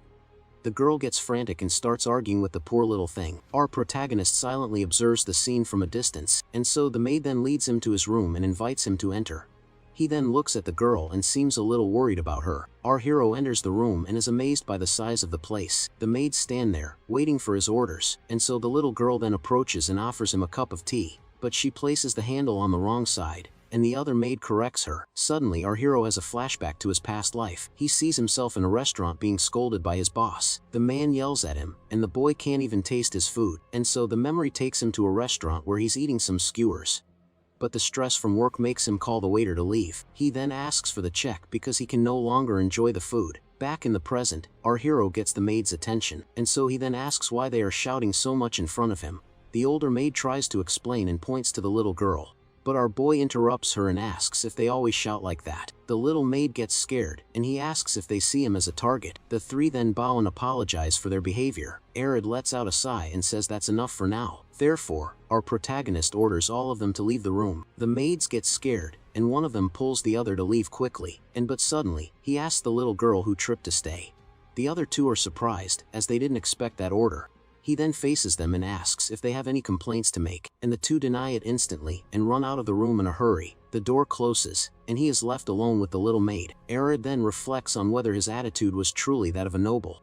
He thinks he took out his frustration on them because of his past, and so that's why our hero concludes that he has no moral high ground to judge his brother. Our hero apologizes to the little girl for being rude earlier, and so then asks her to bring some tea because he's thirsty. The girl agrees, but our protagonist tells her not to rush. He explains that if it's a mistake that can be fixed, you just have to try again. The little girl is surprised by our boy's kind words. She then nods her head, looking very happy and emotional. Our hero asks if she's new here, and the girl confirms that she is, and this reminds him of how demanding his old boss was with him, and so he remembers how lost he would get and get scolded all the time, and because of that, he became a super kind senior to the newcomers. Our boy laughs and apologizes, saying he was talking to himself. A while later, the girl returns with a piece of pie and some tea for him. He gives a thumbs up and says that a rookie's goal isn't to not make mistakes, and because the important thing is to learn the job properly, something many forget. The little girl watches him, and he turns to ask her something. With tears in her eyes, she asks why he is so kind. Our hero then asks if he managed to cheer her up a bit with their chat. The girl seems calmer, and he hopes she'll make fewer mistakes out of nervousness. And so the day ends, and a new morning begins in the grand mansion. But our boy wakes up with a backache, complaining about the soft bed. Our boy wakes up feeling a bit stiff and sleepily walks across the room. And so, he then opens the curtain and peeks through the window to see what's going on outside. Outside, he sees the maids whispering and gets curious. And suddenly, the maids enter and greet him with new clothes. Our hero asks what happened, as it's very noisy outside. The head maid apologizes and says the girl from yesterday went to church. She then reveals that Clarkus received magic in today's divine oracle. Ary's jaw drops, as he didn't expect news like this. Meanwhile, one of the maids styles his hair, and he finds it strange. And so the other two make the bed and prepare the room for the day. The maid then notes that his hair is so soft it's like a doll's. Our boy then asks if the girl's name was really Clarkus. He wants to know if she's still at the church, but the maid says no. Our hero then wonders what kind of magic she got today, and he smiles, hoping she'll be able to use her new power very well. But one of the maids grumbles that the magic must be as slow as she is. The head maid then glares at her, and the girl immediately quiets down. Our protagonist then asks where the young Clarkus is now. The head maid, named May, says she will take him to the girl. She then orders the other maid to go see the butler, Joseph. The girl agrees to the order, feeling a bit awkward about the situation. She then runs out of the room to carry out what the head maid ordered. Our boy asks if Joseph is the butler who came to pick him up earlier. The maid trembles, but our hero wonders if the butler is that scary. May smiles and says that if you do your job right, he's a very kind person. Our boy imagines the girl getting a scolding and feels sorry for her. So May then calls him so they can go to the courtyard to find the young Clarkus. The two walk through the mansion's corridors along with another maid. When they arrive, they see a group of children training outside. Two maids watch the children through the window with curiosity. The young Clarkus is among them, looking a bit sad and nervous. Suddenly, our protagonist notices someone approaching him, and so, a young man thanks him for the help he gave the other day. The young man seems very shy, but our hero doesn't understand why. He then messes up our boy's hair in a very friendly way. The young man then asks if our hero already knows what happened to them. He wants to know if Arya heard that they received magic in the oracle. Our boy confirms but notices that there's something strange about the conversation, and so, the young man reveals that although they received magic, they can't use it. Our hero is shocked, as everyone is giving advice without actually helping. Our boy asks if Clarkus been trying to use magic non-stop. The young man confirms, and our hero repeats the question, somewhat surprised. The young man asks if he's worried, but our protagonist denies it, and suddenly, he remembers the conversation he had with Master Ilum. The old man said he even identified a spell with the wrong incantation, and if what the mage said is true, mana traces appear even with failures, and so, our hero thinks he hasn't understood the conditions for their appearance, but he wonders why there are no traces, even with so many failures. And suddenly, the little girl Clarkus approaches, looking a bit surprised, and our protagonist stares at her with a look full of curiosity. And so one of the other boys comments that our hero is from the Count's family. The young man is surprised and seems interested in our protagonist, but our boy has a bad feeling about this whole situation. Another girl approaches and pulls the young Clarkus closer to her. Arad is shocked, because he's a 30-year-old man on the inside. He then approaches the little girl, and she seems a bit nervous. Clarkus then greets him, stammering, and our hero replies. He also wishes her a happy birthday, and she thanks him for the kindness. Our boy then asks if she really received magic in the oracle. He then asks what kind of magic she managed to awaken. The young Clarkus gets all flustered and doesn't know what to say, but our boy insists, saying he really wants to see her magic. The little girl remains silent, looking very worried, and so, she then explains that she's embarrassed because she hasn't been able to use it yet. Our hero understands the situation and seems to have an idea in his head. He then looks at her and says he finally understands everything. Arad asks if she's just pretending to use magic for fear of failing. He explains that he knows this because he didn't see any mana traces. Our boy then tells her not to worry and to try again. The little girl remembers his words and seems more confident. Our hero smiles to encourage her not to give up trying, and so the girl gets nervous but decides she's going to try to use her power, and she then becomes determined and says she will try one more time, and Clarkus says she will do it especially for Lord Arad. She then concentrates and a golden aura begins to glow. The magic she received in the oracle was that of magic acceleration. Suddenly, an explosion of golden light knocks them both backward. A small sphere of energy floats in our boy's hand. The young man who was watching is shocked by what he just saw. Our hero then remembers his 25 years of playing video games. He remembers that in RPGs, he always paid attention to the mages, and especially those who used buff spells to strengthen the team. These spells temporarily increase the stats of allies, Ignoring buffs just because you can't see them is not understanding the game. The little girl asks how it was, and our hero is thoughtful for a moment. He explains there was no visible change, so it must be a healing or buff spell. That's why our boy asks what the name of the spell she used is, and so she then reveals that the name of the magic is Quick Magic, and he is shocked. And to test it, he starts running around the courtyard with a clone of himself, but he notices the magic doesn't make him faster and gets confused. Our protagonist decides to test his fireball to see. He then launches a fireball with incredible speed. The magic is so fast it looks like a bolt of fire streaking across the sky. The other kids are jaw-dropped at the speed of the attack. Our hero praises Clarkus and says the casting speed was insane. The girl feels awkward, but our boy says she's mistaken. He explains that speed buffs are the most important in a fight. Our protagonist gets excited and says it's one of the most important spells. But the little girl still thinks that for someone like her, it's not a big deal. Suddenly, the other young man agrees with Arid and praises her spell. He even says that if she tells the count, her salary will increase 50-fold. Our boy gives a thumbs up, and the girl gets excited at the idea. Clarkus then smiles, looking very happy and confident with her new power. One of the mages grumbles that he's meeting a lot of new mages this year. Suddenly, the young man calls Arid and points to someone approaching. It was the young Arya, who had just arrived at the count's estate. The girl stares at our protagonist with a very serious and annoyed look. Our hero is surprised, as he didn't expect to see her there so soon, and she then greets him with a forced smile, and he replies awkwardly. He asks what brings her there, and she says she came on her grandfather's orders. Arya explains she came to deliver something to Count Barton at his request, and so our boy then understands that she's just there to deliver a message. He then jokes and says he thought she came to see him. Our protagonist laughs, but the girl turns bright red and gets nervous. Arya gets super embarrassed, and our hero doesn't understand her reaction, and she then changes the subject and asks who the girl next to him is. Our hero explains that she's a maid whose birthday is today. The girl is surprised by the news and looks at the young Clarkus. Arya then approaches and asks for the little maid's name. The little girl gets nervous because Lady Arya spoke to her first. Clarkus says that at the last party, she thought Lady Arya was very cool and beautiful. The young mage gets flustered by the compliment but says nothing. Our protagonist then silently observes the girl's reaction. He then suggests that since they're all here, they could practice together. The two girls are surprised and repeat the question to our hero. He explains that Arya could help Clarkus with a demonstration. The little girl gets super excited at the idea of training with her idol. Arya is also happy to be called a senior and seems to like it. She then agrees to help since our boy insisted so much. Our protagonist is pleased and Arya smiles very confidently, and he then tells Clarkus that this is great news for her. Our hero thinks that Arya takes good care of the people around her. The two then start training together in the mansion's courtyard. Our boy then remembers that Arya is also from a noble family. That's why he wonders who the real Arid standing there is. And so, the young man says he's more mature than he looks and our hero laughs. And suddenly, an important figure approaches the group of youngsters. It was the patriarch of the family, who greets everyone with a smile. He then joins the group to watch the children's training. The old man then becomes thoughtful, observing Arya and Clarkus training, and the patriarch then praises Clarkus and tells her to keep up the hard work. He then turns to Arad and calls him over with a very serious look, and so the old man tells our boy to prepare for something important. He then reveals that the king's permission has finally been granted. Our protagonist is shocked, as he didn't expect this news, and so, the three of them set off in a carriage to a mysterious place. Our hero thinks he's finally going to see the place of the meteor strike, but he wonders if Arya can also go to such a secret place. The patriarch looks at our boy with a very serious and focused gaze.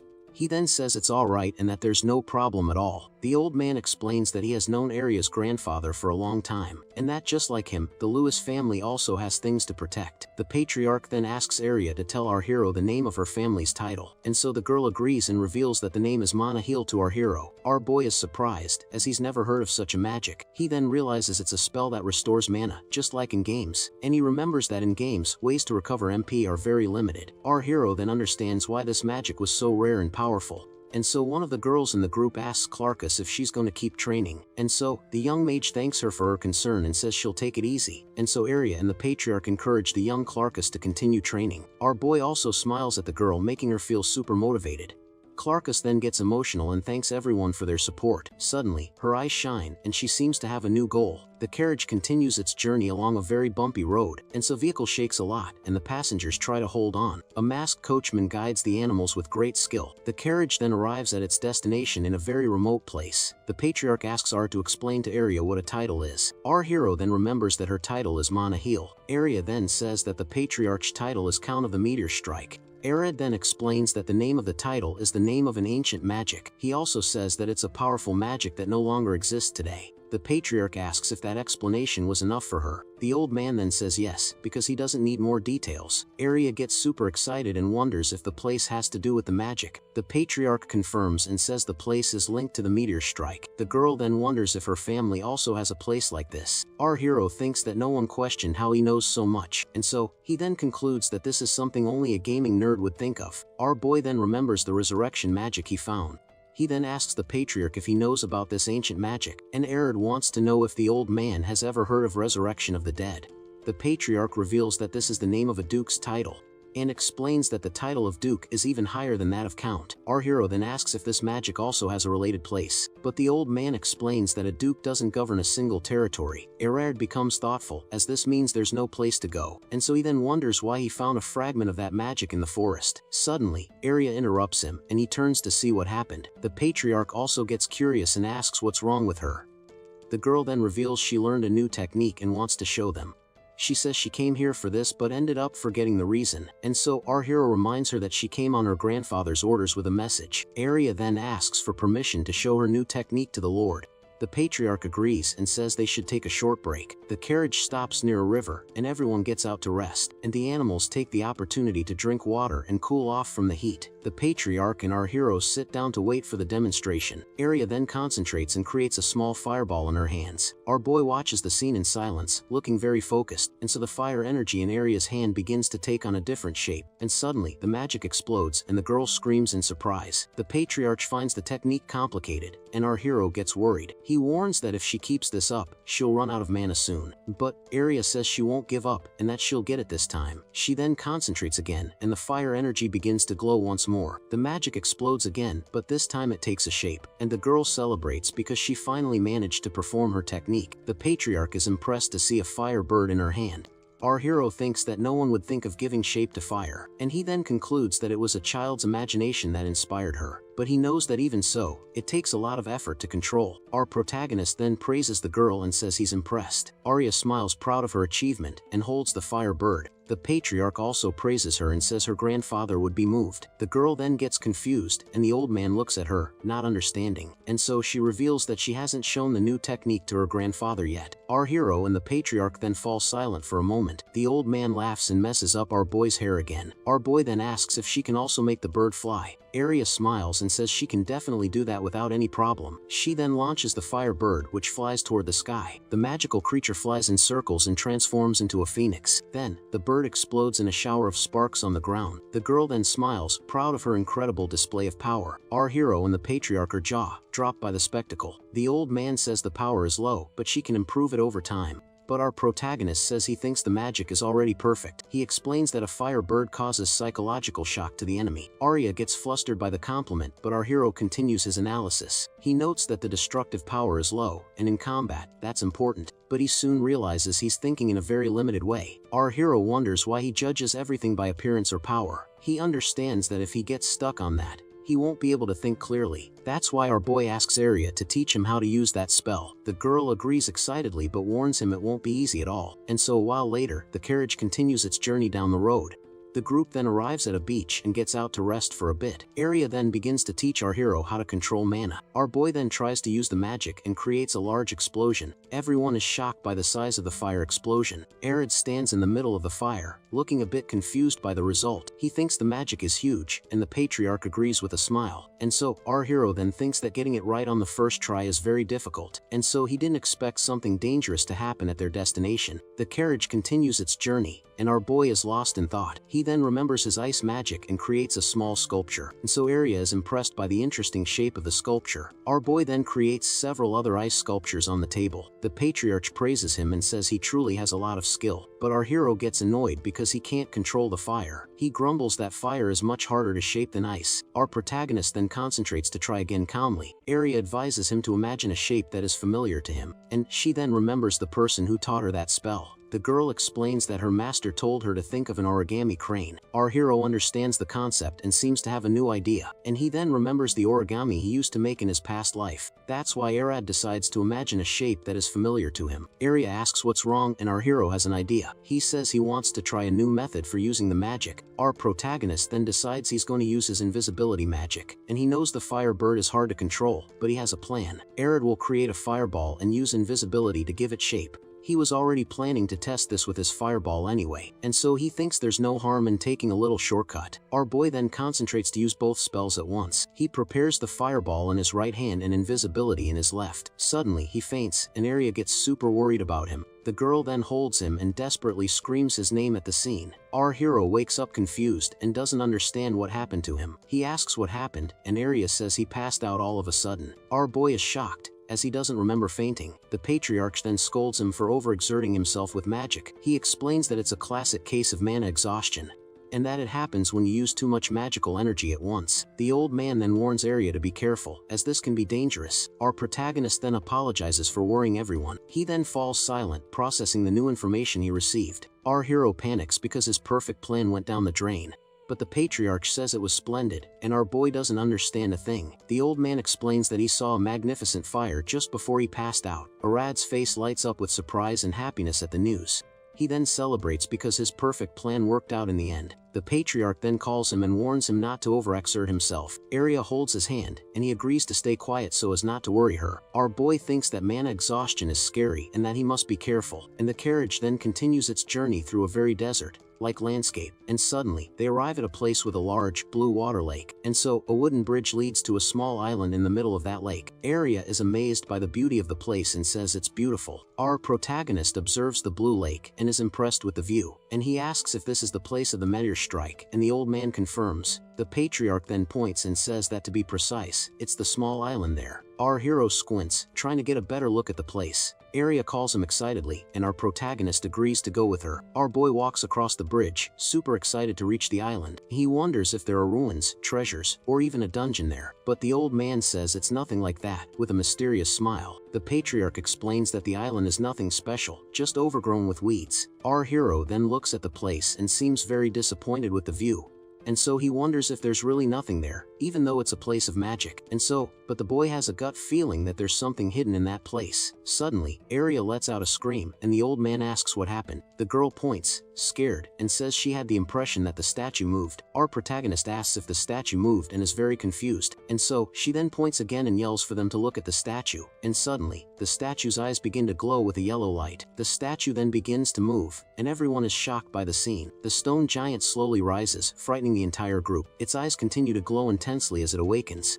The patriarch then prepares to protect the children from the danger. A dark energy begins to emanate from the statue and envelopes its body. Arya screams in fear and says that is definitely real magic. The girl is paralyzed with fear by the creature in front of her. The old man then yells and warns that the danger is coming from above, and the stone giant prepares to attack the group with all its might. Our hero stands at the edge of the pier, observing the scene on high alert. Arad's eyes are wide open, as he can't believe what he's seeing, and a fiery meteor falls from the sky towards the lake with great force. Our protagonist screams in terror at the gigantic explosion, and so even the patriarch's jaw drops at the power of the attack, and the shockwave from the impact throws everyone backward with great violence. Arya screams as she is hurled away by the strong wind. The patriarch runs to try and help the girl who is in danger. Our hero then catches her and says not to underestimate a country boy. The old man shouts Arad's name, worried for his safety. Our protagonist then holds her tightly to protect her from the fall. The meteor hits the lake and causes an explosion of water and fire. The lake water is thrown high into the air, forming a gigantic wave. The rain begins to fall, and the lake water starts to rise rapidly. The giant wave advances and destroys part of the wooden bridge. Our boy asks if Arya is okay while holding the girl. He notices she isn't hurt and seems very relieved about it. The patriarch asks if our hero is alright after all the commotion. He confirms that he is and asks if if the old man was injured in the attack, and so the patriarch says he wasn't hurt but seems worried about something. Our boy looks to the side and seems to notice something strange. The other 3 statues have also awakened and are ready to fight. The patriarch says the attack was definitely the meteor strike. He then notices that the bridge wasn't destroyed by the attack, but the pavilion his family built is completely in ruins, and so, the old man then concludes that the bridge must have some kind of secret. Our boy remains silent, observing the patriarch's reaction, and so Arad wonders if the bridge and the statues are connected to the ancient magic. The patriarch seems to understand something, and our hero is confused, and the old man always wondered why the bridge had that shape. Our protagonist agrees and says the bridge is very weird. The patriarch explains that the bridge was a defense against undead monsters. But since nothing happened, there was no way to know the reason for its shape, and so, the old man then concludes that this whole thing was a trap from the beginning. Our boy agrees, as no one would cross the bridge with meteors falling, and he understands that the bridge is a simple but effective defensive wall, and so the patriarch tells Arya that they need to go back and investigate the place. Our hero agrees, and the old man reminds him that the place is not safe, and so, therefore, he says they need to get out of there as quickly as possible. The patriarch says that escaping is the priority, as the situation is dangerous. He then places a hand on Arad's head and looks at him seriously. The old man then asks if our boy can protect the young Arya. Our boy is confused by the question, but the patriarch continues, and he then says that protecting a young lady with one's life is a man's duty. The old man praises the response, and our hero seems to understand the situation. The patriarch explains that if something happens, he won't be able to face his friend. Our protagonist wonders why he is saying this now. The old man then says he is counting on him to protect Arya. He then throws them both into the air, and our boy is shocked. The 2 are launched towards the sky with great force. Our hero is upside down and doesn't understand the situation, and so, he then sees that they are flying towards the island in the middle of the lake. One of the stone giants prepares to attack, but it's too late. Our protagonist understands that this way they can cross without any problem, but suddenly, he looks down and sees the patriarch falling. The old man throws himself into the lake to serve as bait for the statues. Our boy is shocked by the patriarch's action and calls out to him. Arya thinks the scene is incredible and praises the old man for his courage. The girl then screams in fear as they continue flying through the sky. Our hero shouts in a strange language and becomes desperate. He then tells Arya to hold on tight because the landing is going to be rough. The girl screams as she hugs him tightly, not understanding the situation. Our boy flies through the sky, holding Arya very tightly. He then remembers the patriarch's words about protecting a lady, and suddenly, our hero understands what the old man meant by that. He then uses his ice magic to create a large slide. One of the stone giants watches him and prepares to attack again. Our hero understands that the patriarch left the landing up to him. 2 masked guards watch the scene, shocked by his skill. The patriarch asks if he managed to land and seems impressed. Our boy and Arya celebrate because the ice slide worked. He says that Arya's magic is more incredible because the fire bird is difficult, and so, the old man says that without him, they would have had to risk their lives on the bridge. He then praises our protagonist's physical ability and compliments him. Our hero wonders if the patriarch can also use magic.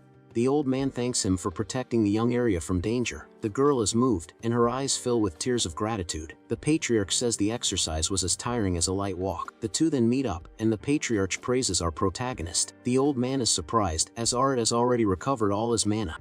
He then reveals he was planning to catch them but didn't expect that trick, and so, our boy then understands that the patriarch was going to catch them in mid-air. The patriarch says he's happy that everyone is safe, and so, he then warns that they need to get out of there as quickly as possible. Our protagonist decides he's not going to overexert himself anymore.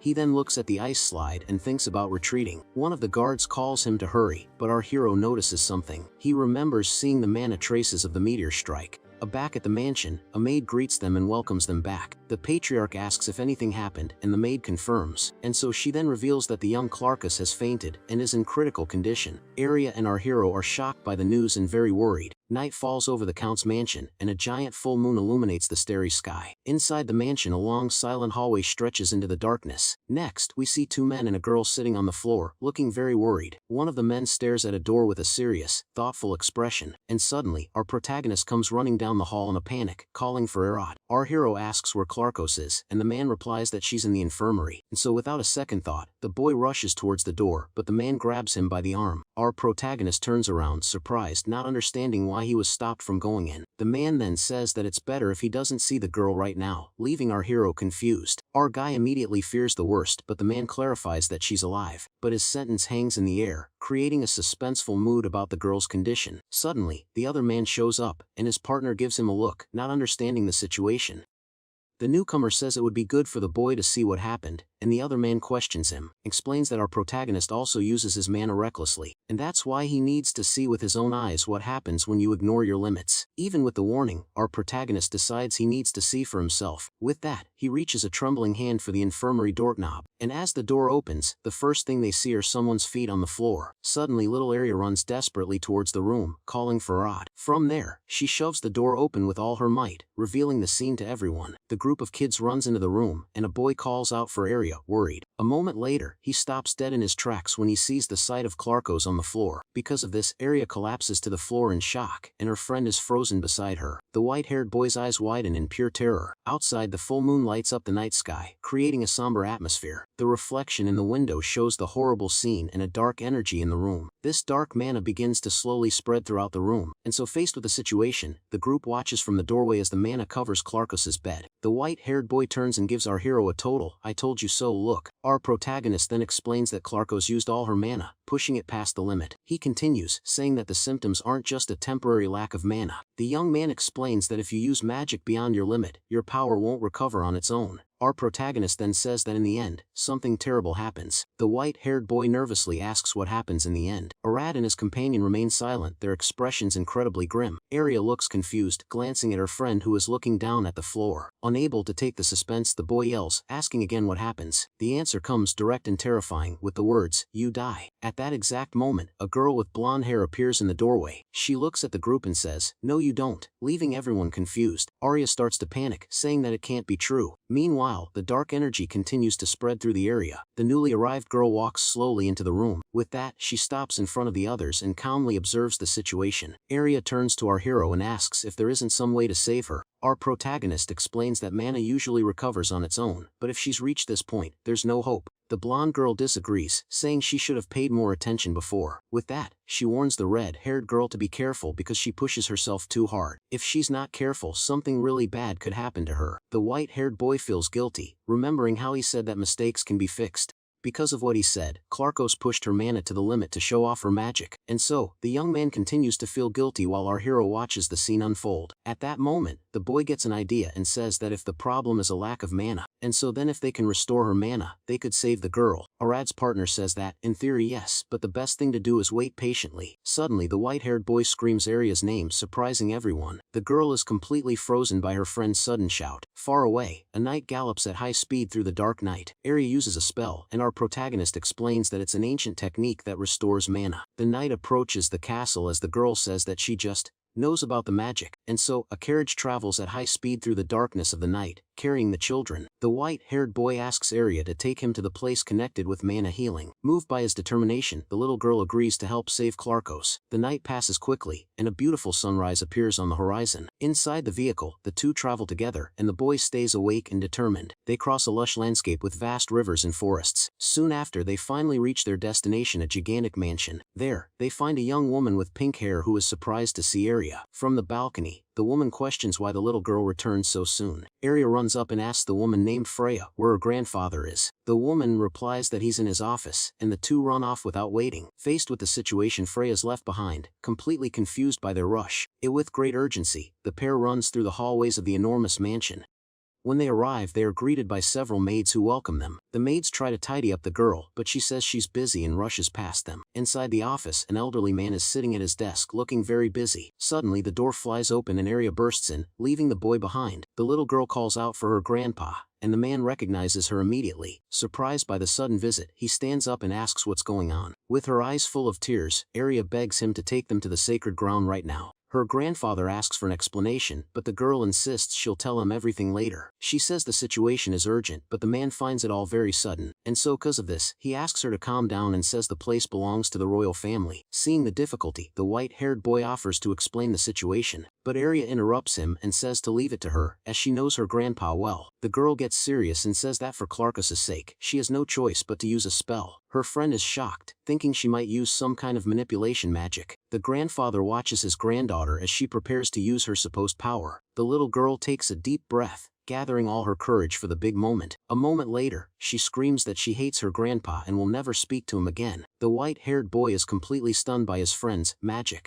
The granddaughter's words hit the grandfather like a ton of bricks, and he freezes in shock. Because of this, the old man loses his balance and falls backward as if he'd been struck. Completely defeated, the grandfather lies on the floor with his hand on his head, devastated. The little girl's strategy was a critical hit, and it was super effective against the poor man. The little girl's grandfather seems to be feeling very unwell as he calls out her name, but little Arya, with a pouting face, says she's mad at him. At this, our protagonist remarks that anyone can see she's just throwing a tantrum. With the girl's drama, the old man starts to feel a sharp pain in his chest. The white-haired boy just observes the whole situation unfolding, and so then the gentleman picks up a bell and rings it to call for one of his servants. A butler soon appears at the door and asks if anyone needs help. The older man asks him to prepare the fastest carriage immediately. The little girl stands up and stares at the servant with a mischievous expression. Seeing this, the butler gets a wary look on his face as the boy watches him. Next, the grandfather begs for Arya to forgive him, saying the carriage will be ready soon, and she then smiles and says she knew her grandpa was the best person in the world, and the gentleman gets all flustered and blushes upon hearing his granddaughter's praise, and so he then gently pats her on the head while the girl thanks him for his kindness. Our hero continues to just watch the cute interaction between the two. Moments later, their carriage is already traveling down a long road. Inside the vehicle, a woman with pink hair is accompanying them on the trip, and she asks the boy if he knows the mana healing spell, and so the lady continues the conversation with the protagonist inside the moving carriage. Arya then starts to explain something to the boy as they travel together. The boy remembers seeing her at the party at Count Barton's estate, and she's surprised by his memory. The lady mentions she was having fun until he stole everyone's attention, and the boy apologizes for it. And so Freya goes on to say that Arya tried really hard to beat him, making the little girl blush at the comment. And the pink-haired woman then asks if they are okay since they've been traveling all day without a break, but the little girl replies that they are fine and need to get to the sacred mana healing site as quickly as possible. And so the lady asks what they will do when they get there, since the magic only works if they know how to use it, and she explains that she researched ancient magic but couldn't find any information on how to use it. The protagonist then says they'll figure it out when they get there, trying to dodge the question. The pink-haired woman states that the only way to save Clarkus is with that healing magic, and so at that, the little redhead calls out to Arid and asks if the place they're going to is the same one from the meteor strike, and so Freya becomes thoughtful at the little girl's question, repeating the word in her mind, and so the girl then questions if they shouldn't have brought Clarkus along with them on the trip, and so the hero replies that he also thought about that, but Clarkus's current condition wouldn't allow it, and he says it was a good decision not to bring her because, depending on the severity of the mana loss, it would be dangerous, and if they moved her carelessly, her body could crumble just like a dry, withered plant. The little girl gets a sad expression on her face as she understands the delicate situation. The pink-haired woman just observes their conversation with a serious expression. She then asks the boy how he came up with the idea of using mana healing magic. We then see a quick flashback showing a fight against a golem and a meteor falling from the sky. The boy then assumes that the moving statues must be protecting something related to the meteor strike. The pink-haired girl concludes that the statues must be high-level golems since they are moving after decades, and they are golems that use ancient magic in response to something,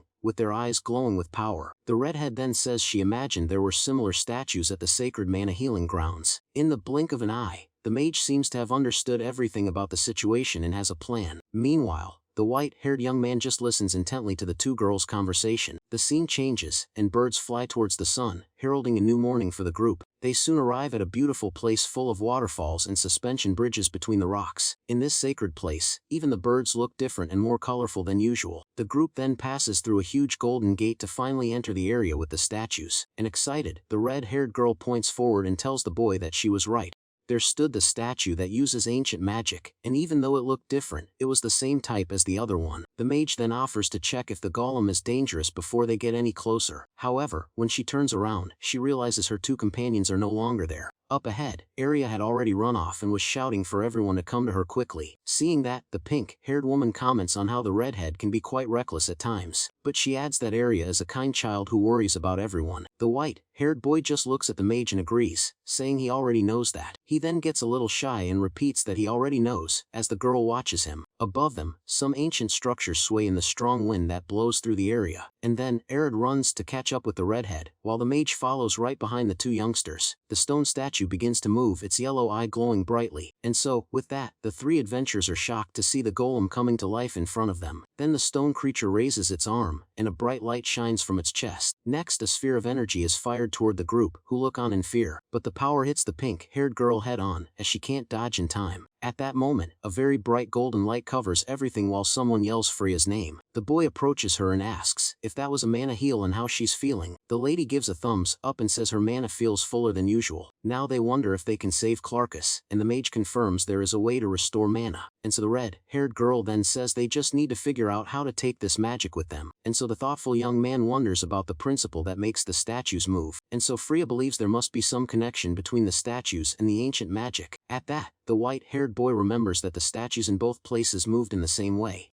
He concludes that there must be a reason for it and that they need to find it. The protagonist then calls his companions so they can go investigate on their own. And so, looking at the monument, he thinks that whatever it's guarding must be connected to ancient magic. Or maybe it is the magic itself, and if so, there must be a way to obtain it. He imagines that if this were a game, they would need to complete a specific quest. Meanwhile, the two girls watch their thoughtful friend, not quite understanding, and suddenly everything starts to shake and the statues begin to activate all at once. Suddenly the statues begin to fire multiple yellow light spheres in every direction, and so the mage comments that it looks like a painting made with ancient magic, while the young man is in shock. The boy then regrets not having brought Clarkus to witness that scene. At that moment, a mysterious figure appears out of nowhere and yells for them to get out of there right now. But the energy spheres keep falling and the two girls look up, frightened. The protagonist warns everyone that this is very dangerous and that they need to leave. And so with that, the mage grabs him with a panicked expression as the chaos continues. And shortly after, the two are thrown backward by the force of the ongoing attacks. Even one of the parrots that was around gets scared by the whole situation. Then all the other birds start flying away desperately to save themselves. The boy falls to the ground with the mage on top of him, and she worriedly shouts Arad's name. Next, one of the parrots grows in size and lands in front of them menacingly. However, all the birds are suddenly hit by a light and end up being destroyed. The trio is left completely shocked and speechless, seeing the terrible scene before them. The main statue begins to glow intensely with a very powerful golden energy. A gleam appears in the center of its face, indicating that something big is about to happen. After that, only a few green feathers from the birds fall slowly from the sky. On the ground, the group remains frozen, looking up, not knowing what to do. The protagonist's eyes are wide, and he's breaking out in a cold sweat after everything that happened. Freya also observes the statues, which now seem to have calmed down after the attack. Suddenly, a danger alarm starts to go off, and it seems like something bad is about to happen. At that moment, a black ooze starts to drip from the eye of one of the local towers. This substance then falls on top of statues that are held by chains. Soon after, several beams of light begin to fall from the sky towards these structures. And watching from a distance, a small group is startled by the shower of lights. The protagonist then faces the danger with a look of pure determination. And so with the attacks, even the birds that were there begin to flee in desperation. And so, then the boy and his friend start running along the side of the immense tower. The little red-haired girl is in shock as she sees a beam strike down near her, but the boy yells for her not to stop, saying it's okay to get hit once or two times. With that, the pink-haired girl takes both of their hands, and they all run from there. The group runs desperately as beams of light rain down everywhere. After a lot of running, they finally reach a staircase and begin to climb. Everyone seems quite tired, but they keep climbing without looking back. The boy's friend then comments that she's learned that too much medicine can become a poison. The young man gives an awkward smile, seeming to understand what she meant by that. Upon reaching the top, they look at the large structure they just climbed, and the red-haired girl then worriedly asks what they should do now, and she fears that Clarkus might end up exploding because of the mana healing. At that moment, one of the statues that had been motionless seems to start activating. The young man remarks that the situation is going to be more difficult than he was expecting. He then realizes that they will have to overcome another specific test in that place. The pink-haired friend compliments Arya, saying she has become more reliable in the last few days. Embarrassed, the red-haired girl asks if that's really true. The protagonist then questions if she is referring to Count Louis. The girl says that the sooner he lets his granddaughter go, the faster he will regain his dignity. Suddenly the statue's eye that was once glowing is now completely dark, and so they look ahead and see a bridge with several other statues on the other side. The young man then uses his hands to give a boost and toss the little girl into the air, and the girl is confused and looks at the boy with a question mark over her head. Suddenly the girl hears a strange noise and asks who is there. Her friends look at her, confused, as they heard absolutely nothing, and so, she then questions if the two of them really can't hear what she is hearing. The little girl concentrates and tries to identify where that mysterious sound is coming from, and she hears a voice that seems to be talking about power and is intrigued by it. At that moment, a mysterious silhouette appears at the top of the stairs, right in front of them. The little girl's eye begins to glow with an intense blue light, and so the figure starts to descend the stairs, and the two friends are in shock at the scene. The red-haired girl seems to be in some kind of trance with dark eyes. Seeing his friend's state, the protagonist becomes visibly worried about the situation. The red-haired girl's eyes continue to glow glow intensely with a blue light, and she then begins to walk alone towards the bridge that leads to the statues. Her friends sit on the stairs and watch in shock at the girl's strange behavior. The protagonist grabs his friend's arm and asks what is happening. The pink-haired girl points at Arya while the young man still doesn't understand the situation. With that, Arya continues walking across the bridge, getting closer and closer to the statues. At that moment, one of the large stone statues begins to tremble and activate, and the structure continues to move slowly, looking like it's about to attack at any second. Soon after, the statue clenches its hands, forming a giant stone fist. An intense light then begins to glow in the statue's hand as it prepares to attack. The force of the light is so strong that it throws the boy and his friend far away. Meanwhile, the red-haired girl floats in the air with her eyes closed. Suddenly, Arya's body begins to break apart into small particles of light. Her friends look on desperately at the scene, unable to do anything to help, and the girl then appears in a strange place that seems to be made of pink water. She floats upside down in this new and mysterious environment. The girl opens her eyes and seems confused about what is happening. Just then, she hears two different voices calling for Miss Freya and Lord Arad. So the little girl looks from side to side, trying to figure out where these voices are coming from. She then stretches out her hands as if trying to hold on to something. The girl continues to float in that strange place and looks very scared. She looks up, still not understanding where she is or what is happening. Annoyed, the girl asks who the voices are that won't stop saying the same thing. The little girl continues to float aimlessly in that all-pink space, and with a sad but determined look, she seems to make an important decision. And suddenly, she yells with all her might that she accepts what is to come. Just then, the girl finds herself floating near the legs of three other girls, and so in front of her appear three different older-looking versions of herself. The little girl's jaw drops, and she is completely surprised by what she is seeing, and she then looks into the darkness, seeming to sense another person's presence there. A few silhouettes appear, and one of them greets Arya in a slightly odd way. The voice introduces itself as Fireball, and says it is her power, making the girl smile. One of the older versions of the girl then shows a small light glowing in her hand. This small light quickly transforms into a huge spinning fireball, and so woman points to a fire phoenix that emerges from the ball, and the little girl watches in awe.